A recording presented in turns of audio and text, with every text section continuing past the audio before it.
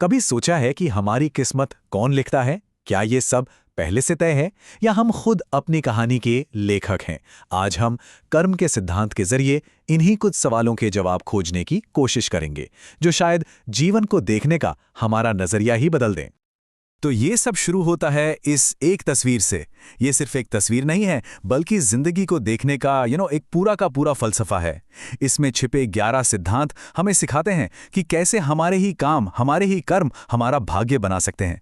चलिए इन शक्तिशाली विचारों को एक एक करके समझते हैं। तो सबसे पहला और शायद सबसे बड़ा आइडिया है पर्सनल रिस्पॉन्सिबिलिटी का। मतलब ये सोच इस बात पर जोर देती है कि हमारी जिंदगी की कहानी लिखने की असली ताकत और किसी के नहीं बल्कि हमारे ही हाथों में है। देखिए, अक्सर हम यही सोचते हैं ना कि हमारी किस्मत तो पहले से ही लिखी हुई है, एक ऐसी कहानी जिसे हम बदल नहीं सकते। लेकिन कर्म का सिद्धांत हमें एक बिल्कुल अलग नजरिया देता है। ये कहता है कि अरे, कलम तो हमारे हाथ में है और हम हर पल अपने हर काम से अपनी कहानी खुद लिख रहे हैं। ये सोच में एक बहुत बड़ा और सच कहूं तो एक बहुत पावरफुल बदलाव है। और यही बात इस एक लाइन में कितनी खूबसूरती से कही गई है। भगवान कभी भाग्य नहीं लिखते, हमारे विचार, हमारा व्यवहार, हमारा कर्म ही हमारा भाग्य लिखता है।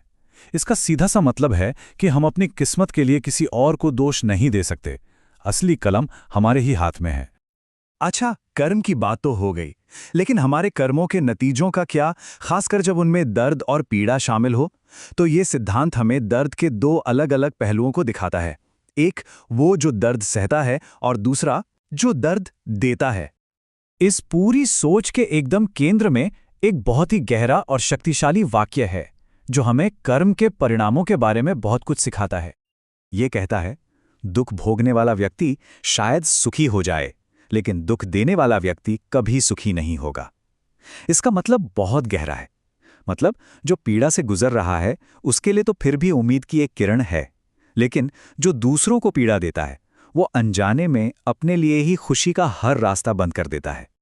ये विचार हमें वाकई सोचने पर मजबूर करता है ना?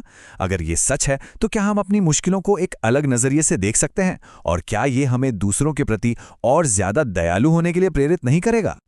तो कर्म के बाद अगला पड़ाव आता है कैरेक्टर का, यानी हमारे चरित्र का।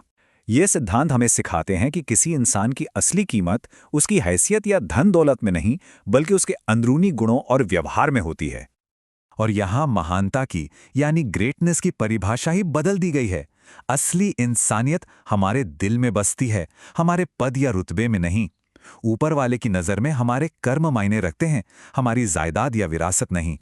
एक मजबूत चरित्र, आप कह सकते हैं, कुछ पिलर्स पर खड़ा होता है। पहला है भरोसा, किसी का विश्वास जीतना ही असल कामयाबी है। दूसरा है सिद्धांत, सही रास्ते पर चलना हमारे भाग्य की रक्षा करता है।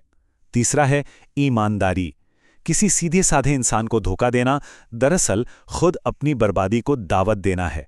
और चौथा है आचरण, हमारा व्यवहार हमें ईश्वर के करीब ले जाता है, ना कि सिर्फ पूजा पाठ या बड़े बड़े समारोह। और यहाँ सफलता और खुशी के बीच एक बहुत ही सुंदर फर्क बताया गया है। एक सफल इंसान शायद वो है जो अपनी चाही हुई चीजें पाने के बाद ही जीना शुरू करता है, लेकिन एक खुश इंसान वो है जिसके पास जो भी है वो उसी में मुस्कुराकर जीना जानता है। यह हमें सिखाता है कि खुशी कोई मंजिल नहीं है, बल्कि जीने का एक तरीका है। और जब उस सफर में मुश्किलें आएं तो ये सिद्धांत हमें सब्र और यकीन रखना सिखाता है। इसका सार ये है कि जब ईश्वर हमें किसी चीज के लिए इंतजार करवाते हैं ना, तो इसका मतलब है कि वो हमें कुछ साधारण नहीं बल्कि सबसे बेहतरीन देना चाहते हैं। तो ठीक है, हमने कर्म, चरित्र और खुशी की बात कर ली, लेकिन जिंदगी का आखिरी सच क्या है? चलिए अब अपने नजरिए को थोड़ा और बड़ा करते हैं और ये समझने की कोशिश करते हैं कि आखिर में क्या बचता है। ये सोच हमें जिंदगी के अंत के बारे में भी कुछ बहुत गहरी बातें सिखाती है। ये हमें दिखाती है कि जब चीजें खत्म होती हैं, चाहे वो रिश्ते हों या जिंदगी, तो असल में होता क्या है। यहाँ अंत की प्रक्रिया को 4 बहुत ही मार्मिक कदमों में दिखाया गया है। जब स्वार्थ पूरा होता है तो रिश्ते खत्म हो जाते हैं। जब किसी रिश्ते से प्यार चला जाता है तो वो रिश्ता भी, आप कह सकते हैं, मर जाता है। और जब शरीर से सांस निकल जाती है तो कोई किसी का इंतजार नहीं करता। ये एक कड़वा सच है। और ये लाइन तो देखिए कितनी पावरफुल है। रिश्तों से प्यार चले जाने के बाद इंसान अंदर से जलता है। ये एक ऐसी पीड़ा है जो बाहर से दिखाई नहीं देती, लेकिन अंदर ही अंदर हमें खोखला कर देती है। तो फिर एक बहुत बड़ा सवाल सामने आता है कि अगर पद, पैसा, विरासत और यहां तक कि रिश्ते भी, ये सब एक दिन खत्म हो सकते हैं, तो आखिर में बचता क्या है? हमारे पीछे क्या रह जाता है?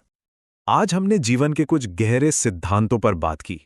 अब सोचने वाली बात यह है कि इन सभी विचारों में से वो कौन सा एक आइडिया है जो आपके दिल को छू गया, जिसे आप आज अपने साथ लेकर जाएंगे?